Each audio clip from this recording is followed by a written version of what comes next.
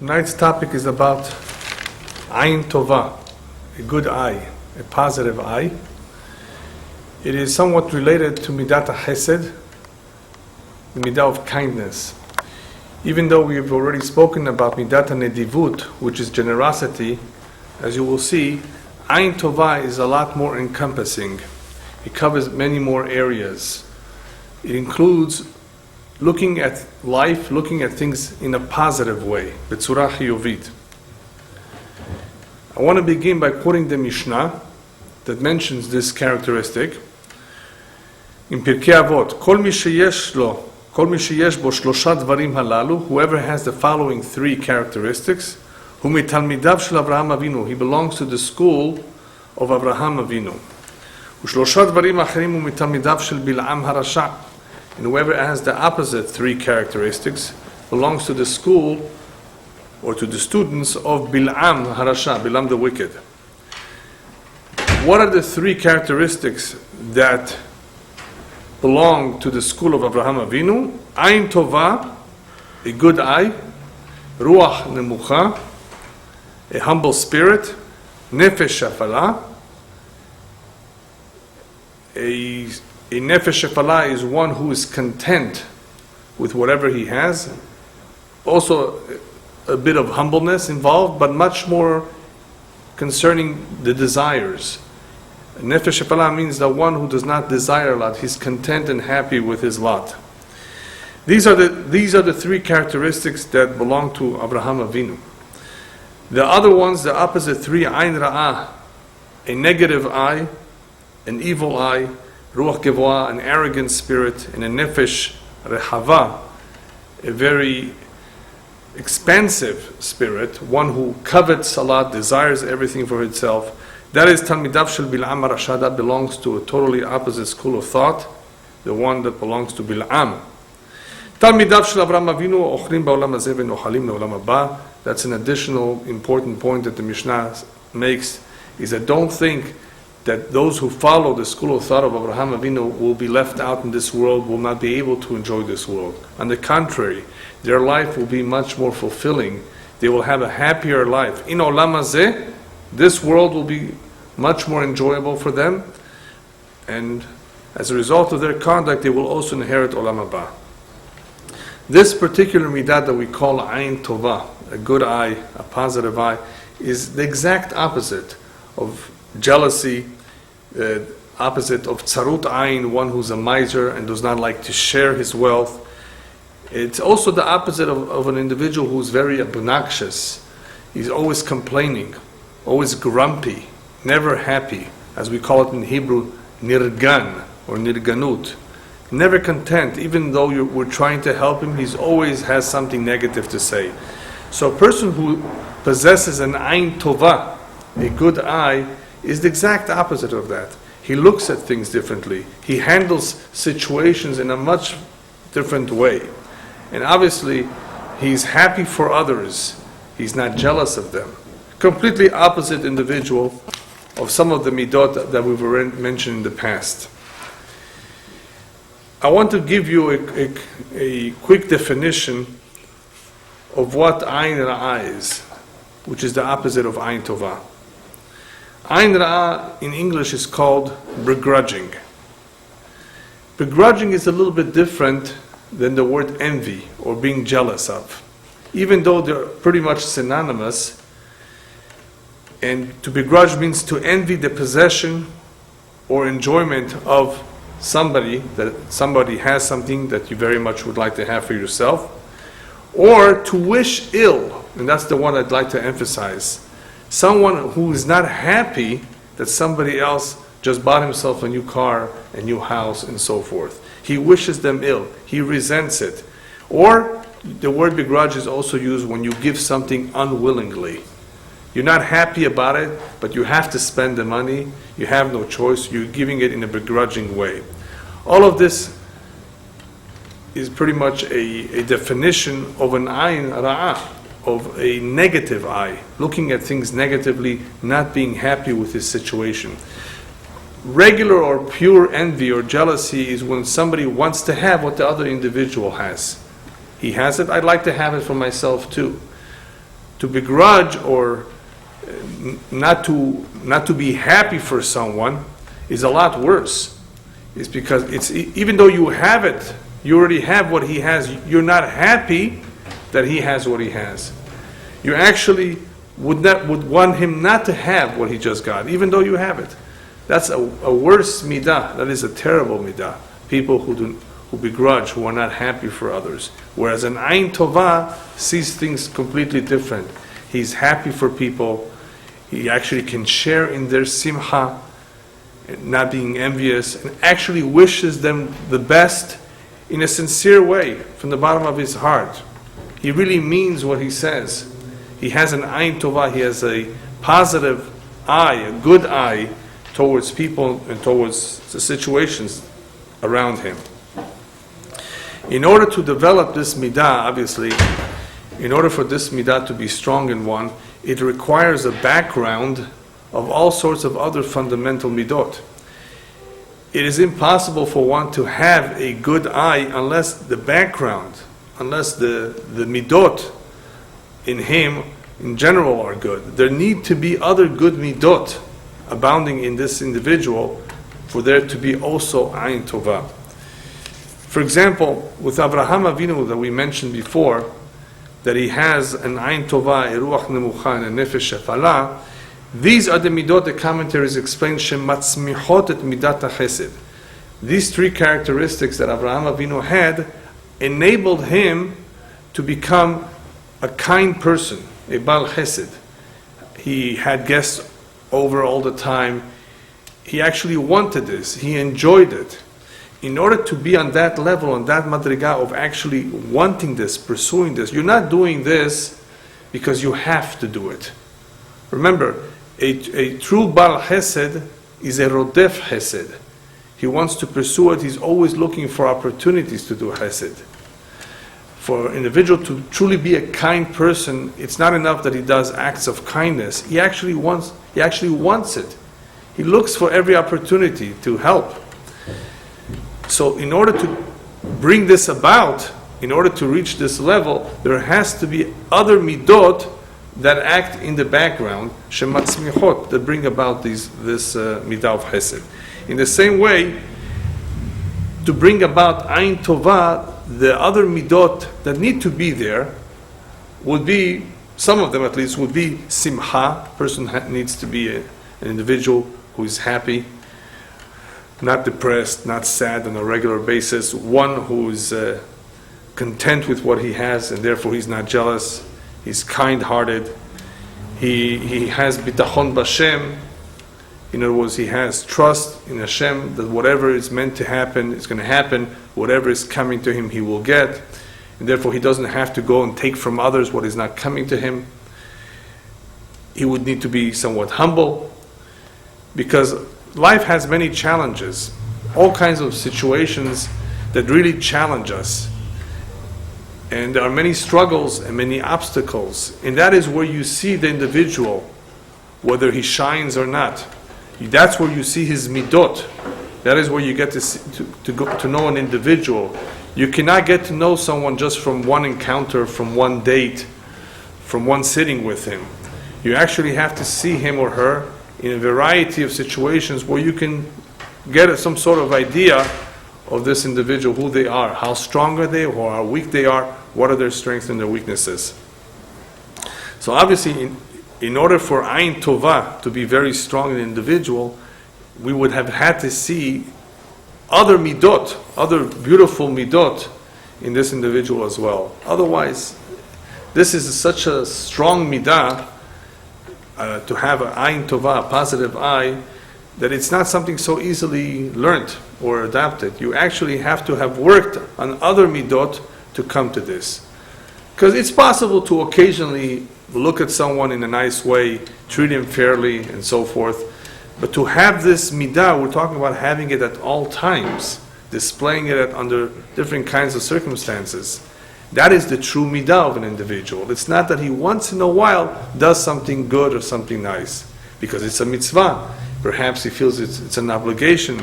He feels uncomfortable, right? He needs to prove himself. A true midah means something that belongs to an individual. He has acquired it, it's his, he can use it even during difficult times. And true chesed, true kindness, is seen especially during difficult times. When people don't have the money, they still lend a little bit they have. They still give tzedakah even though they don't have as much. Imagine, that's not very common. People who don't have a lot don't want to share.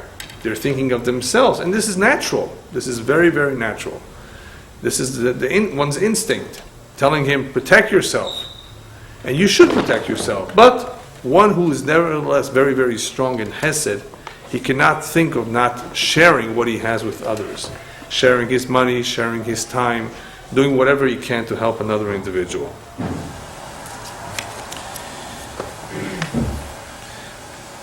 An individual who has an Ayin Tovah is therefore an individual who is benevolent, he's kind-hearted, he has a kind nature. He wishes to let and help others live, and he has joy in finding or making the world a happier place. This is a brief definition of this midah. The opposite, however, of this midah, which I want to spend a few minutes so that you can perhaps get a clearer picture of who this individual is, because unfortunately they exist, they're out there. Individuals who have an evil eye. Now don't get confused here, we're not talking about an ayin ra'ah, when somebody gives you the evil eye. That's something else, even though it's very possible that somebody who has an evil eye, in other words, in nature, can actually also give you an evil eye. Very possible, it usually is associated, but they're two separate things. One is more mystical in nature, one does damage and hurts someone in a physical and in a spiritual way, and it was in an indirect way, because they're not actually touching you. And one is much more an attitude, a way of looking at things or at people. An evil eye that we're talking about is an individual who begrudges. What that means is that in general he would gladly deprive others of their good fortune. Whereas the person who has a good eye looks out for the welfare of others, how he could help. He's happy for them, and he's really, really happy. He enjoys the fact that somebody else is successful. He enjoys the fact that somebody just got married. Right? This is an Ayin Tovah. The opposite, the one who has an evil eye, is very unhappy. He would have rather not seen that individual happy. And if he had the chance, depending on how evil he is, he would actually do something to take away the good fortune of that individual. I think the best way to understand this particular evil behavior or evil attitude is with a good example. An example which is brought down in the Halakha, in the Gemara, and you could see it in real life too. The example that the rabbis use is called Ani HaMe'apech B'Harara. Ani HaMe'apech B'Harara means an individual who's trying to acquire something that is in the street. He's about to pick up a $10 bill, okay? He sees it first. He's about to grab it and somebody sneaks underneath him and takes it away from him. That other individual saw him approaching, saw him about to grab it, but he rushes to it and takes it from him. Is that right? No. It's not fair, it's not nice. You see this individual about to take something, it's his. First comes, first serves, right? It's his. What are you coming and rushing and taking that which is his? A person who has an evil eye does not like to share. He's not happy, as we said before, when somebody else is fortunate. Therefore, he tries to do whatever he can to take that away from him. In real life, this is the story, or this is the type of experience that may happen. And I know of one that happened. That's why I will share it with you. Somebody was about to buy a piece of real estate. A building, several apartment units. He thought it was a good deal. But he wasn't sure if that's where he should spend his money. Perhaps real estate values are going to go down. He's not sure. Is this a good buy? So he went to consult with somebody who he knows that has more experience in real estate. He's an investor himself. He has other properties. And he tells you, that this property is for sale. I don't think it was in the open market. I don't recall. What do you say? This is what they're asking for. So he tells him, it's not such a good deal. Forget it. Go invest in something else. So he said, okay. The next day he hears that this guy put an offer on the building and took it away from him. So what do you say to that? Did you understand what had just happened? He went and sought his advice as a friend, right? What do you say? So first of all, he told him a lie, so he's also a liar, right? And then he went behind his back and he took away the building that he was looking to get it for himself. And this man is a rich man. He has many properties, many more than this individual who barely has any. I mean, not that he's a poor man. Why take it away from him? I mean, it's so blatant. And then when people confronted the gentleman, it was in that market, anybody could buy it. He gave some sort of silly excuse. But it was so obvious. Because you told him clearly that it wasn't a good deal. Why are you buying it for yourself? And why are you going behind his back? It's a suit, it's not right. Even though halachically the guy did not put down money, because once you put down money, then of course somebody else cannot take it. You made a deposit, that you made a commitment. But still, this is outright stealing. It's like stealing. It's deceit, it's lying, it's everything. But more than that, it's an ayn ra'ah. Look at this individual who's so miserly, who doesn't want to share it, is not happy if this individual were to make a good deal. Let the guy make a profit. Let the guy make a good investment. You have to make all the good investments in the world. Nobody else can. He would have been very unhappy if somebody else made some money. This midah unfortunately exists. There are people out there that have an ayn ra'ah. They can't stand it when other people are happy, other people are successful. All the people are doing well. It's not that they're jealous, because they're doing well themselves perhaps. It's worse than jealousy. If they don't want others to be happy. That is why Rabbi Yochanan ben Zakkai in Pirkei Avot gathered his students one day and he says, I want to ask each one of you. Each one of you has a different personality.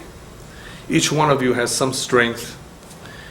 And I'd like to see what you would suggest. What would you advise people to work on themselves? Which midah, what characteristics should one acquire, should one work hard on, that would really pay off in many ways?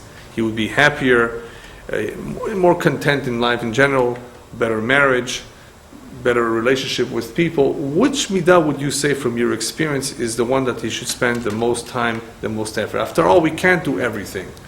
If there's one that you would choose, one that perhaps would act as a springboard towards other midot, which one would you choose? I'm not going to mention all the 5. He had 5 students. I'm only going to mention 2. The 2 are very similar in character and in trait and in name. One is Rabbi Eliezer, the first one. Rabbi Eliezer says, you know what a derech tovah, a good way that a man should pursue in this life, would give him a better life in many respects. It's an ayn tovah. It's a good eye. And Rabbi Elazar, which is the last student, says a lev tov, a good heart. So Rabbi Yochanan ben Zakkai, in hearing what each one has to say, says, I like and I prefer the words or the advice of Rabbi Elazar, shebetoch dvaro divrechem. In his advice, all your other advice and suggestions are included. If you have a good heart, you will come to all the other good midot. Because the foundation of everything, of all the good character, is having a good heart. Even though a good heart is a very important midah, I've chosen to speak more about Rabbi Eliezer's suggestion, a good eye. Why? What's the difference? If Rabbi Yochanan is saying that a good heart is the best, is the most important one, then why are we choosing Rabbi Eliezer's advice? But remember how we started. We began with the school of thought of Avraham Avinu. Avraham Avinu this is one of the things he taught in his school, is to have an ayn tovah. Why didn't he teach lev tov? Simple reason is because lev tov is a lot more difficult. Lev tov is already something that has more to do with pure chesed. Chesed, kindness. Whereas an ayn tovah is something more unique that touches on how one sees life, how one sees the world.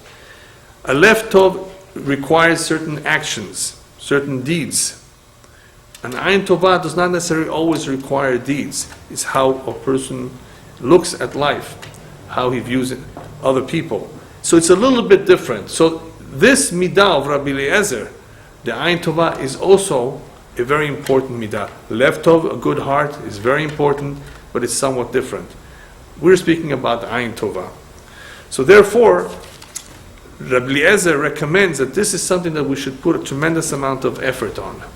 Because if we do so, it will help us in many, many other areas as well. As I said in the very beginning, one who possesses an ayin tovah, it will enable him to look at life in a positive way. Positive thinking, positive way of looking at everything that happens in life. And that's a very important midah. The Baal Shem Tov, I think it's the Baal Shem Tov, used to say as follows: a man is where his thoughts are. Whatever a man thinks about most of the time, wherever his thoughts are, wherever his imagination is, wherever he spends a lot of time thinking about, that's where he really is. That's what his level is all about. Because whatever a man is, whatever he truly is, that's what he thinks about. If he's a cheater and a liar, so he's thinking about how to cheat and how to lie. He's thinking of another plot, how to circumvent a certain situation, because that's his essence. That's where he spends his time. So his thoughts are there, right? Person who's kind-hearted, who has a good nature, then he's not thinking of these kind of things. He's thinking of ways to help people, picks up the phone, goes over, visits the sick. That's where his thoughts are, and that's what is seen in the Metziut, in reality. That is how he spends his time. So a man is where his thoughts are. The thoughts are very, very important. So even though the thoughts of one are important, and that will somewhat dictate how one sees things, depending what he's thinking about, let's not forget that in Judaism, thoughts by themselves, as important as they may be, are not enough. It is not only important to think in a certain way, but it's also important to feel a certain way and to act in a certain way. So we have thoughts, we have feelings, and we have actions. And actions are the ones that count the most, because it's all about actions, it's all about deeds. A lot of people have told me they have a good heart, a real, genuine Jewish heart. Yeah, but they don't do anything. They don't observe mitzvot. So what good is that heart inside the heart, pumping, right, beating? What good is it if it's a good, kind heart, if it doesn't translate itself into deeds? Right? You have to do things to prove it. So Judaism requires deeds. It's not enough what you believe and what you think, right? You have to act upon it. Nevertheless, even though the actions are important, the thoughts are extremely important, because the thoughts act as planting a seed. You can plant whatever seed you want in your mind, and from that seed, from that thought, will come out a tremendous big tree. In other words, it all begins with a thought. You don't just spontaneously begin to act. In order for somebody to commit himself to something that requires tremendous responsibility, he has to think it through. Does this make sense to me? Am I convinced? Is this true? Do I really believe in it? Once you're convinced of something, you may be even willing to give your life for it. After all, that's what our forefathers did. They were so convinced, their emunah was so crystal clear and pure, that they had the strength and the courage to give their life for it. Where did that come from? They were simple people. They were not all rabbis. They were simple.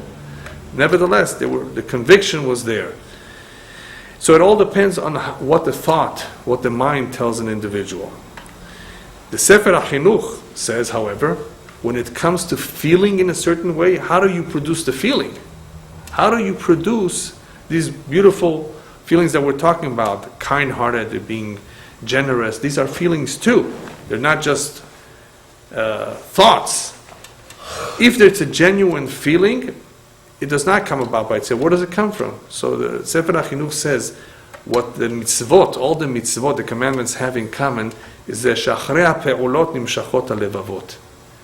After the actions, the hearts are influenced. In other words, the hearts are influenced in such a way as a result of the actions we do, the deeds that we perform. For example, when we slaughter an animal, we're so careful not to cause it excess pain. Right? We're so careful in shechita, slaughtering the animal. Even though we can slaughter it, we're taking its life. We're going to eat it. Right? We're going to cut it up. We're going to drain its blood. But we have to do that in a very, very specific way. And not in a painful way. All the mitzvot, if you analyze them, you will see that by performing them, one of the things that they do for us, other than the reward and other than the whatever else they need to accomplish, they instill in us a certain hargasha, a certain feeling. So our feelings or our motivation is definitely influenced by how we perform and what we do. The deeds, as we do something repeatedly, regularly, on a regular basis, it does something to us. It trains us to become what the Torah wants us to become. The Torah wants us to be refined people, to refine our character. So by giving us many mitzvot that are charitable in nature, kind, sympathetic, empathetic, all these mitzvot that have to do with caring for somebody else, that is the ultimate result, what it's supposed to produce. So even if you're born with an inclination of being stingy, there are people like that who have that inclination.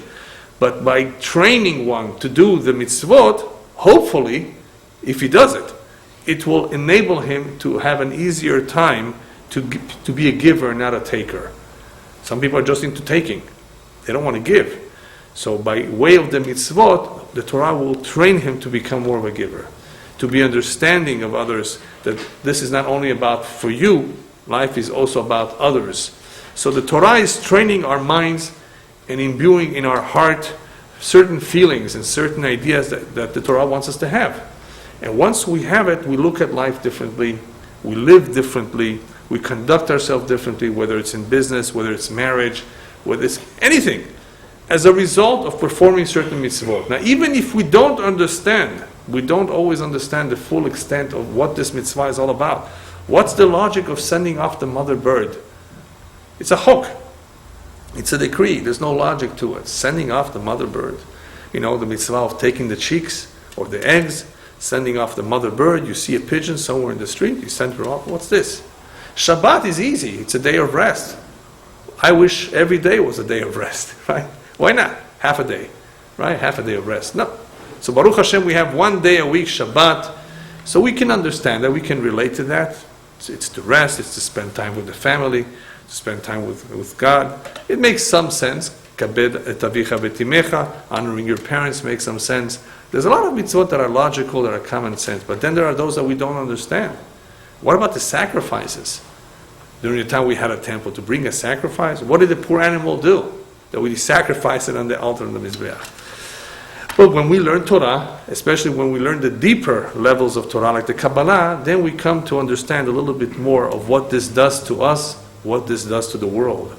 There are things that are done in this world that we are not aware of, because we see with our physical eyes.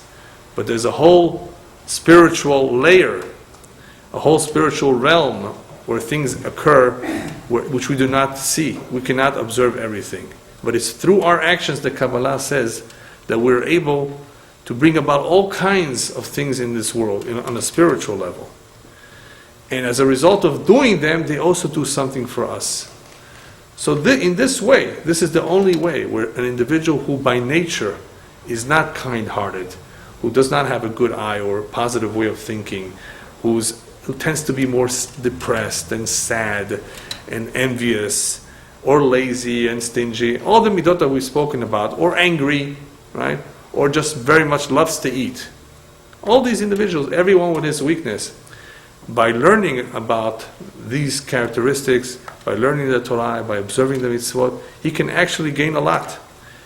And if he does succeed in controlling himself, in disciplining himself, it's a tremendous achievement. Self-control, self-discipline is something admirable, because you're doing it by yourself. You're doing it out of your own free will. This is not something that is innate to your nature. It is not even part of your mazal.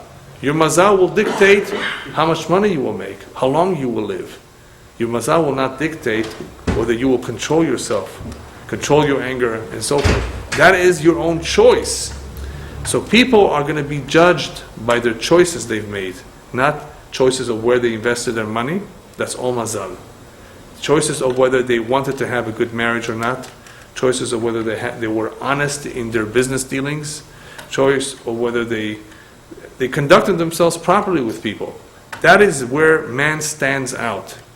That is where he succeeds or he fails. The only area in life where it matters is the area of Yirat Shamayim. Was he a God-fearing, a good person or not? And that's up to him. So midot, which is what we're learning in the past few months, has a lot to do with this. Do you work on yourself? Do you try to correct it? Do you try to have another outlook, a better, positive outlook, or not? Or do you stay the way you are? And in order to achieve or to acquire a particular midah, it's going to require work.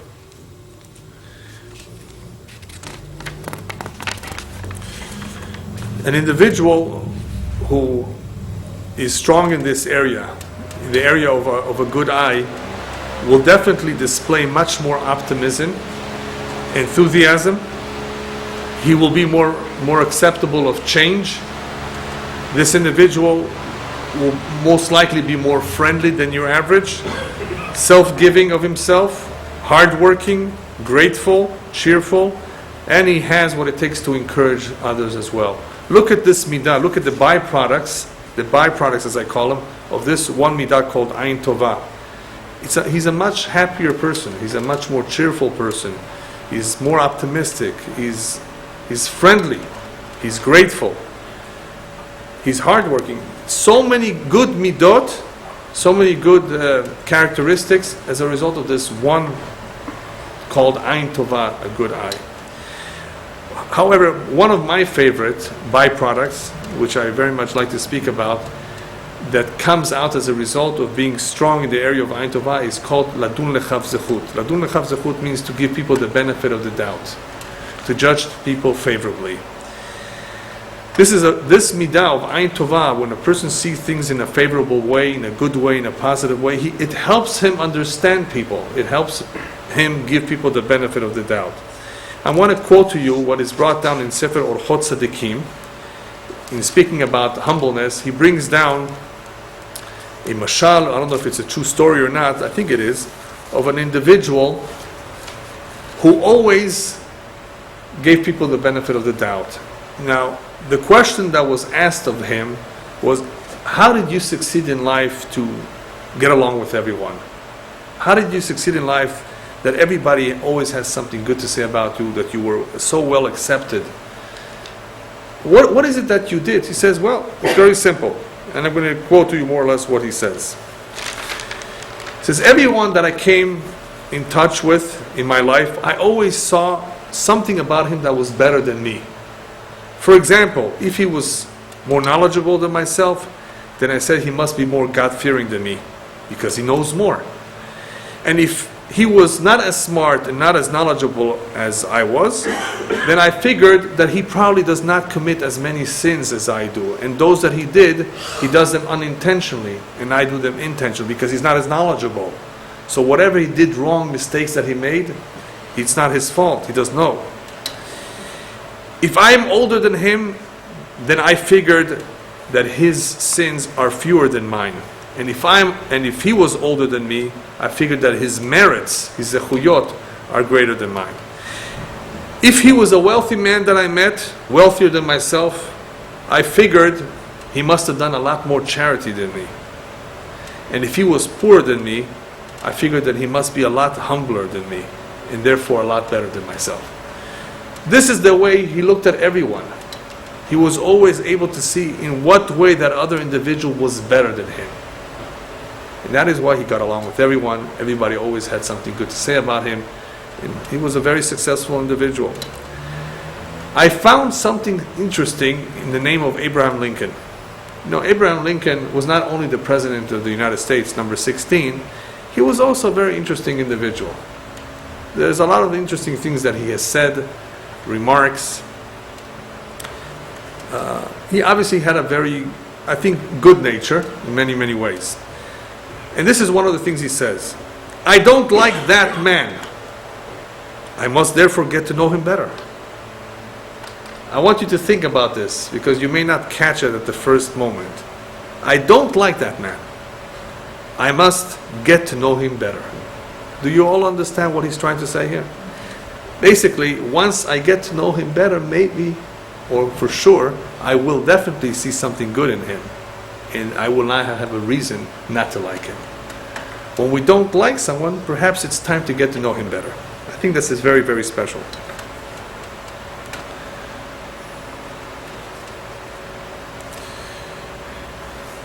In life, in general, anybody that has an Ayin Tovah looks at things a lot more positive. And as a result of positive thinking, it gives him much more strength, much more energy, and much more initiative. Therefore, psychologists have said that this is a very important key that every human being has. This is the key that we have, the key to how we look at life. It really depends on us. The Torah says it in different words. You have it hatov, et hara, the good and the bad, uvacharta v'chayim. You should choose life. The Torah advises us that yes, we always have choices. And that choice is ours. And what kind of a choice is it? Whether we choose light or darkness, whether we choose the good or the bad. We don't have too many other choices, but certain choices are ours. And that is the attitude that we have, how we look at life, how we accept things that happen to us, whether it's an insult, whether it's an obstacle, whether it's some challenge, how we relate to it, how do we deal with it? That's up to us. Or as one professional explained it in the following way. You can close the windows and darken your room, or you can open the windows and let in the light. Well, your mind is a room. So, do you darken it, or do you let the light in? You understand? That's pretty much the idea that I'm talking about over here when I say we have a key. And that key will determine how we feel, our attitude towards situations. And there are some very difficult situations in life when we see things are not going the way we would like them to go. Things are not working out the way we thought they would. We've planned all kinds of plans, and those plans have been frustrated. They didn't work out. We get frustrated. We feel terrible. We maybe even become pessimistic about the future. No, Chaz v'shalom. Don't let that happen. There's no reason for it. There is, of course, a tremendous midah called midat habitachon that we've spoken about in the past that can help us overcome that, trusting in Hashem. But this is not just trusting. This is much more than that. An Ayin Tovah looks at things in a positive way. It's not I rely and I trust and I know that this is for my good. An Ayin Tovah takes it one step further. He sees the good in this. He tries to find the good in this. He sees things in a different light. He looks at things in a positive way. It's a much grander midah. It says a lot about the person who has this midah. As I said in the beginning, it has to come from a background of other midot that need to be present there in order for him to truly, genuinely feel the way he does. I want to share with you a story, which I may have in the past, I don't remember, but it pays to repeat it, of an individual who had, I'd like to call it, two good eyes. Okay? Remember what I said? Two good eyes, not one. She had a very interesting custom, a hergel. She wore an apron when she went out to the streets. This happened in Israel. I think it was Yerushalayim. She wore an apron every time she went out to the street. In this apron there were two pockets. In one pocket of the apron, she put any piece of paper that she found in the street that had letters of Kedusha, words of Torah, Sidur, that people by mistake throw away. She put it in one pocket in order to later on give it to the Genizah. They take it and they bury it. Why should it be in the street? So she picked it up and put it in one pocket. She showed concern about these items of Kedusha. In the other pocket of her apron, she put anything that she felt was dangerous. A broken piece of glass, a piece of metal, or a sharp stone, anything that would get in the way that, God forbid, somebody can get hurt, she picked that up and put it in her pocket. This thing went on for many, many years. This was her custom. Almost on a daily basis, she would go out and fetch these things. This woman passed away, and she came in a dream to one of the rabbis in the neighborhood, and she said that when I came up there, they took this apron and they weighed it in gold. And do you know which one of the two pockets was more valuable? The pocket where I inserted all those things that were potentially dangerous to people. That pocket somehow was much more important upstairs. The other two were important, but that one weighed the most. And of course, she was rewarded immensely for this. Now, why did I mention this story? It's very nice, of course, that we see from this and from many other stories as this, that everything counts, every good act is recorded, and obviously these were very good acts. But think about it. Not everybody does what she did. Is it because they didn't think of it? No. We from time to time see something on the floor. We see something that may perhaps should not be on the floor because it's holy or because it's dangerous. Do we bother to pick it up? Does it enter our mind? Does it cross our mind? Are we bothered by it as much? Do we want to really take care of this? Not necessarily either because we don't have the time, we're lazy, or it doesn't mean as much to us. It takes an ayin tovah. In this case, I said two eyes, one for those things and one for those things. It takes a tremendous amount of caring to be able to go out of one's way and take the trouble to do this and collect it and dispose of it or whatever. That's a good eye. A good eye because she cares, because she's kind. She wants to help. So nobody's paying her for this. Nobody's paying her for this. Of course, Bashamayim, they paid her. Definitely, she's rewarded for it. Even though she was a simple woman, she had this. These were two big mitzvot, two good eyes. Perhaps we can use this example in a different way. Rabbis tell us who is strong. Who is a strong man? Ezo gibora koveshet yitzro, one who is able to conquer his evil inclination, he's able to control himself. Kol hakavod lo, we give him all our respects. It shows tremendous strength. Then the rabbis add, you know who's gibor sheba giborim? Who's the strongest man of all? Stronger than the one who's able to control himself. I mean, do you have somebody more than that? Remember, we're not talking about somebody that picks up weights, 500 pounds. Everybody thinks, oh, what a great feat. So he did some practice, he has muscles, and he ate a lot. That's how he did it. It's not a big deal. A big deal is when one controls himself. That is a big deal. But there's one who's even more powerful than this individual who controls himself. And who is that? Eizu gibor sheba giborim, ze she'oseh mison'o havero. One who takes somebody he does not like, it's his enemy. They don't get along, and somehow he transformed him into a friend.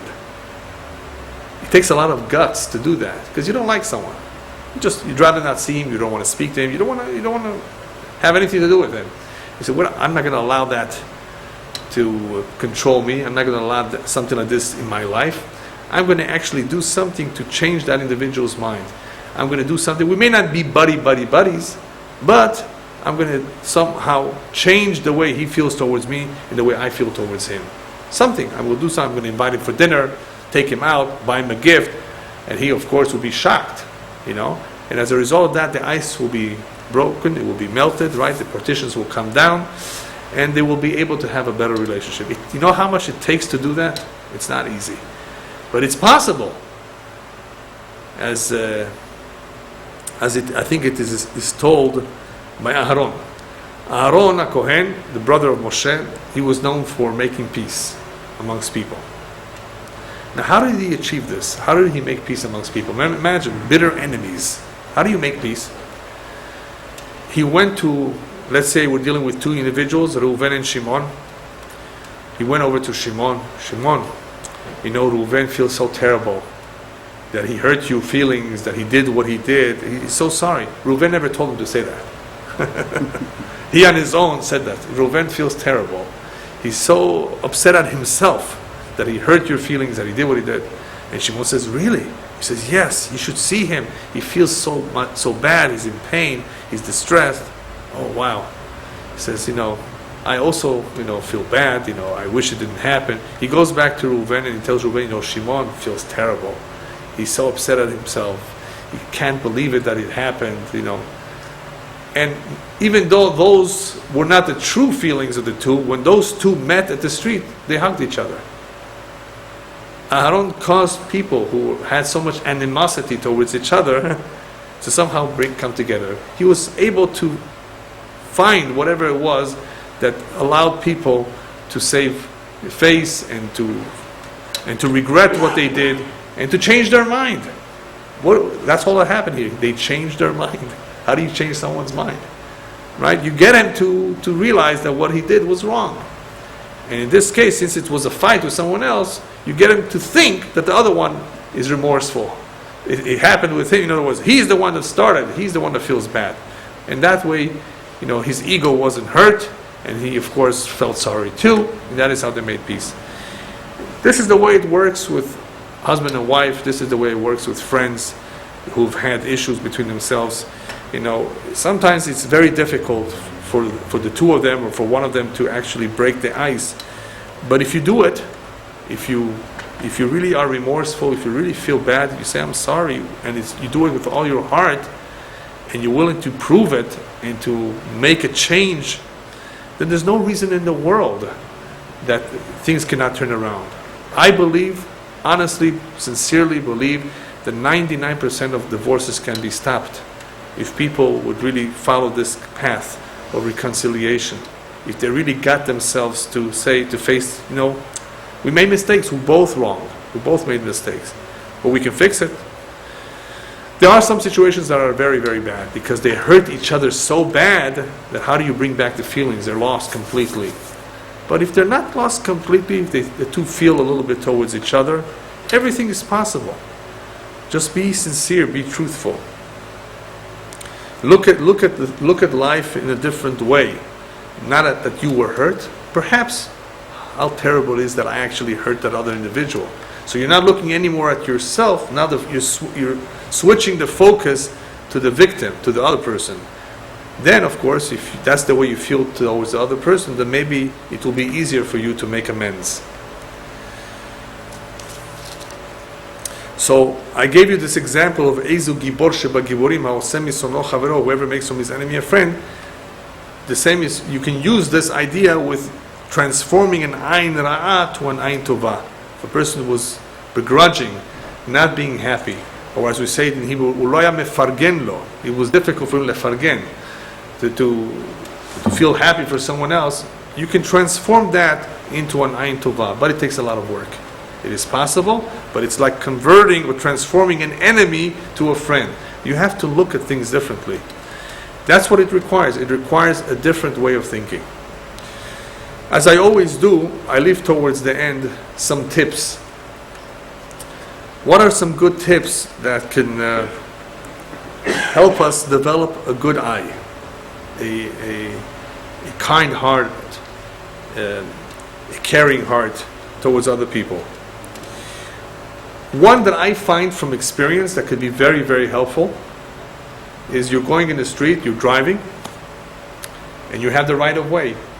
You know how sometimes people try to come out of the parking lot?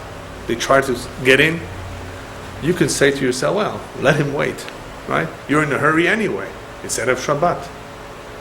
But all you do is, as we say in Hebrew, gesta tova, right? A good, I don't know what the word for it would be in English, a good... gesture. Gesture, I guess gesture, yes. Go ahead, faddal, as we say in Arabic, go ahead, right? You go. Most of them, 99% of them, will appreciate it. They will wave to you and say thank you. Because they will be stuck there. If it's a rush hour, these people could not always get in. Unless you're an Israeli driver, then you push yourself in, somehow you always get in. But we're not like that. Yeah. Some people they push themselves, and if you don't want to crash, of course, then you just let them go. Okay, you go, right? Nobody likes those type of people, right? What does it take to give him the go-ahead? Or as we say in English, to yield. What does it take? You lost 20 seconds of your time. That's all it was. Now, sometimes it's hard because the people in the back are going to yell at you and honk their horn at you, especially when there's a lot of traffic. What are you letting him? Why not? What, is he worth less than you? You have more rights than him? He also wants to join the traffic and get home too. Think about it. The guy's not thinking like that in the back if he's upset at this. Or if he doesn't do it. He's not thinking, let the guy wait. After all, I'm here. I've been struggling. I'm an hour stuck in traffic. Let him wait too. No. Well, maybe he's waiting here a long time too. What does it cost you? So he got ahead of you a little bit. What's the big deal? That's a very, very good idea, I believe. And the reason why it's good is not only for ourselves. Do you know what this will do to the whole community of drivers if everybody thinks like that? Just think of the difference between driving here and driving in New York. Do you know what the difference is? In New York, you hear the horn a lot more. People are honking a lot more. Here, people don't honk as much. People have gotten used to it that you just don't honk. You know, you be a gentleman, just live with it, go along with it. Takes you another half an hour to get home. It's going to take you another half an hour. People are much more patient here than they are in New York. New York, they're much more aggressive. They're always in a hurry, and because of that, the attitude is different. If more and more people behave like that, then it causes a change in the whole environment. In other words, in the whole city. Right? This is the way things begin. But if everybody's going to do it the wrong way, then of course it's going to have the opposite result. This is one idea. The next one is also, I believe, a very good idea, and it shows something about an individual. Let's say you made up with a worker that he should do some work for you. A worker, plumber, right? Fix something. And you made up $35 an hour, or you made up a certain dollar amount for the whole job. Right? Comes the time to pay him, and you're supposed to give him, let's say, $65. Give him $70. Do you know how good the person will feel about himself? You give him a tip. And you might say, why? Well, let me ask you a question. Don't you give a tip when you go to eat in a restaurant anyway? Oh, that's because it's customary, because they tell you, it's 15%. What's the difference? This guy worked harder than the waiter. Think about it for a moment. And isn't $5 worth it if he's going to be happy? You're going to make him happy. Do you know that because of that, he will gladly come next time you call him too? Did you think about that? People don't think about it. No. There are people just the opposite. $65. Would you take 60? They try to bring him down.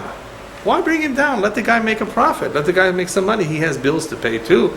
You think you only have the gas bill and the utility bills and he doesn't have them? Think about it. But we don't always think about the big picture. So we try to get every dollar out. Not every one of us, but some people like to squeeze everyone and not allow them to make a profit. And here I'm talking about the exact opposite. Not only do we give him what he deserves, we actually give him a tip. We actually give him a little bit more. That shows a good eye. You're in a bus. You can give somebody your seat, especially if they're older. Not everybody does so. If you give them your seat, you let them go before you. Let's say you're in a supermarket and you have 10 items and they only have 2 items. And this happens, by the way, all the time in the supermarket. Some of them actually ask, can I go before you? I only have 2 items, I'm really in a hurry. I've seen people say, no way. What's the big deal? Let him go. Maybe he's really in a hurry. Do you know? No, he's not in a hurry. He just wants to go first. How do you know? Why not? What's going to happen if you let him go before you? It's only 2 items. If he has 10 items just as much as you, then I can understand, And even then, if you would be in a hurry, perhaps you should let him go. If he's really in a hurry, he says so. Most people don't lie. If they're in a hurry, they're in a hurry. These are all good gestures. And here's another idea that is similar to the story of the woman with the 2 pockets. You see something thrown in the street, on your sidewalk. Well, most people don't want a dirty sidewalk. Do they bother to pick up the garbage? Not necessarily. If there's a piece of paper, they just leave it alone. Now, some people are very clean. and they'll pick it up. Once in a while, to pick up something which is not a big deal, it's not dirty. It's just to pick it up and put it on the sidewalk or put it in a safe place in a garbage can is a good thing. It shows that a person has a good eye. A good eye, in other words, a positive way of looking at things, that he wants to be helpful. He's not just thinking of himself, of his comfort. Another example, another idea that we can easily implement. One of the ideas the rabbis remind us that is important for us to get used to is lekabel et kol adam besever panim yafot, to greet people with a happy countenance. You see somebody, good morning, how are you doing? Doesn't that happen to you in the street with non-Jews sometimes? They tell it to you. They say to you, hi, how are you doing? You never met him, you never saw him, you never spoke to him, but that's because he's a gentleman. That's very nice. So we should be first to greet people. Somebody comes to ask you for charity, don't just give him the money, greet him nicely. Your smile, your few words of encouragement will mean a lot more to him than the few dollars that you will give him. It will make him feel a lot better.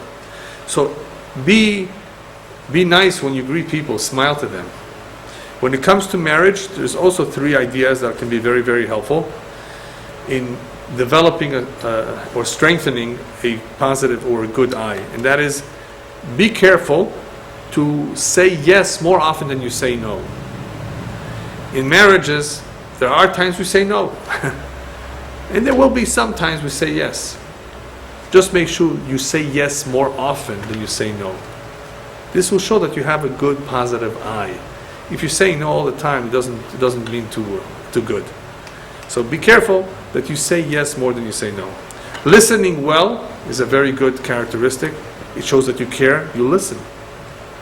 You're not impatient, you're willing to listen to what the other person has to say, their feelings and so forth. It also shows a good midah of being generous, of being kind-hearted. And one more that is also very helpful. Don't wait to be asked to do certain things. Sometimes do it on your own. If you volunteer and do something that would be asked of you later on to do it, it shows too that you care, that you look at things in a positive way. After all, you're both equal. You both do for each other. A whole different way of looking at marriage, and not just dealing or handling it in a selfish way. I highly encourage people who are serious about working on their midot, and especially Ayin Tovah, to read stories about great people, inspirational stories that will motivate us to hopefully want to emulate them, people who stand out. Stories like this woman. It's inspiring. It's beautiful. There are many stories like that. By reading the stories, that is how we learn. That is how we get ideas. Otherwise, where are we going to learn this from? You don't have lectures every day, everywhere about all these midot. You have to learn it from a book. You have to read about it and become impressed and want to do it too. So that is one idea, one important idea that one should practice. Another one which I find that has helped me a lot in many ways is reflecting on the beauty of creation. Whether it's seeing a video about the majestic of creation, the majesty of God, the beautiful harmony, the vast animal kingdom, just everything, how beautiful, the colors, the galaxies, just everything. In the past they didn't have all that we have today, the ability to see things all over the world. There's so many beautiful things all over the world. And the rabbis encourage us to see and to even make a blessing upon seeing certain things. That this is so beautiful, Hashem, that you've made such a beautiful world. When you see the beauty in creation, the majesty, the harmony, you become impressed, you become touched by it. You also are able to see the midot of HaKadosh Baruch Hu, how Hashem interacts with this world, how He cares, how He takes care of all the animals, how He manages His world. And hopefully you learn from this. So these are ways that give us tremendous hope, encouragement, and allows us to see things in a much more positive and optimistic way. I'd like to end with a very important point that we've said in the past, a very true point, that what goes around is sure to come around. Everybody heard that? What goes around is sure to come around. In other words, how you act and how you behave and do to others, one of these days it's going to come back. Hopefully, if it's something good, it's going to come back as something good. And I want to share with you a story that happened in Bnei Brak about 25 years ago or so. This story, I don't remember if I did, but it pays to repeat the story. Incredible story of a woman who was never in Bnei Brak. Even though she lived in Israel, this was the first time that she came to Bnei Brak. Unfortunately, as she was crossing the street, she was run over by a bus. And she was killed. Everybody gathered there to see if they could help. They couldn't help. They were trying to find papers that identify her. Nobody can identify her. Nobody knows who she was. She was not a religious lady. So nobody knew her. She wasn't from there. The police came and they wanted to make an autopsy. But the religious people heard about autopsies. They got involved and they demonstrated, and there was a big commotion. More and more people began to gather. As soon as the police saw what was going to happen, they said, okay, forget about it. Just go ahead and bury her. Because so many people have gathered, and as you know, in Bnei Brak and in other parts of Israel, whenever somebody dies, there's a funeral, they have speakers that go all over the city to announce there is a individual so-and-so that just died. Here, they announced that it was a met mitzvah. Met mitzvah is a special mitzvah when a dead person has nobody to bury him. You see a Jewish man, a woman, dead in the middle of nowhere. It's a big mitzvah for you to take care of him or her. So here, it was a big mitzvah, so you can imagine thousands of people came for a woman that nobody knew who she was. You can imagine the burial that they gave her, the eulogy, the funeral, the whole process. It was incredible. And people were actually puzzled. They know that things don't happen for no reason. What did this woman do to deserve this kind of a funeral? This is a funeral of the biggest righteous man, rabbi. A woman, secular, not from Bnei Brak, nobody knows her, to get this kind of kavod and honor. Somebody finally caught up with a woman who knew this woman from Russia. She was a Russian woman. And during the Holocaust, people, as you know, died from starvation, from all kinds of causes, disease, and many of them were left in the street. She used to pick them up by herself and bury them. Anybody that she saw that was by himself on the street, dead, didn't have anybody to take care of them, she on her own took them and buried them. There was one case even where they buried a Jew in a non-Jewish cemetery. She found out about it and she went with her bare hands and dug him up and transferred the body to a Jewish cemetery. She did a lot of these kind of deeds during the past when she was in Russia. Once, of course, we heard this, it was crystal clear how come she deserves such a great funeral, such a great honor, because what goes around comes around. This is the kavod that she gave to all those individuals who nobody took care of them. She got the same kavod, if not more, a lot more, when so many Jews came to accompany her to her final resting place. Ayin Tovah is a very special midah, is a beautiful midah. Kabbalistically, however, there's another idea behind it, and that is called Shmirat HaEinayim, which I'm not going to get into right now, but it's also very important, and that means that it's not enough that we have a positive eye in how we look at things, in how we do things, but it's also important that we protect our eyes from being contaminated by what is seen in the outside world. According to the Kabbalah, when one watches his eyes, when one is careful not to contaminate his physical eyes, Kabbalistically he causes or brings about that Hashem's eyes, even though Hashem doesn't have his eyes, but Kabbalistically is able to look down at us in a positive way. If we treat our eyes properly, we look at things positively, we protect our eyes from contamination, it brings about that Hashem should look down at us in a positive way. That is a very, very special segula, therefore. A good piece of advice for those people who are looking for Hashem's blessing: protect your eyes, watch your eyes from not being contaminated. In this way, Hashem will look down at you positively. People take care of their physical bodies. People do a lot of things for their bodies. They exercise, they go on diets, they do all kinds of things to stay in shape. we're getting close to the end of the series of Midot. We have 4 more Midot to go. Next week there's no lecture. I will not be in town. So after that we have 4 more to go. I want to remind you and remind myself that it's not enough to take care of your physical body. That's important. Take care of your physical body. The Torah says, "Nishmartem me'od lenafshotechem." Watch over your physical body. Eat right, sleep right. Take care of it. This is the vessel that holds your neshama while you're alive. And the way you treat your body also will mean how you feel physically. You feel good, you feel bad, you ate too late, you went to sleep right after you ate dinner. It's not good. So there's no doubt that this is important, but don't forget in the midst of all of that we take care of our physical body. Nourish your soul. You know what that means? Your soul, your neshama needs nourishment too. The neshama, the spirit has to feel good. If the spirit does not feel good, the body will not feel good either. In order for the neshama to feel good, the neshama needs to be happy. The neshama needs to look at things positively. It needs to be content and not envious and not sad, not depressed, not angry.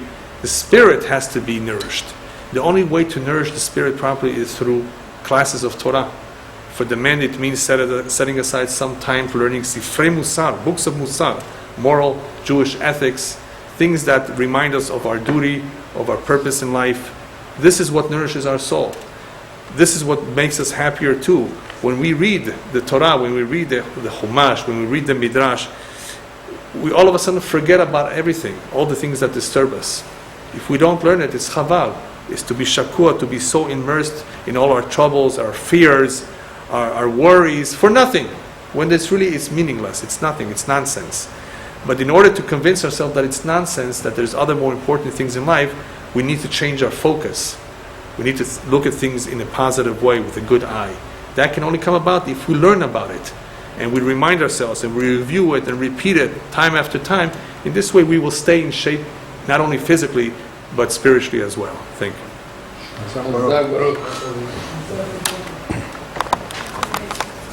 Very nice.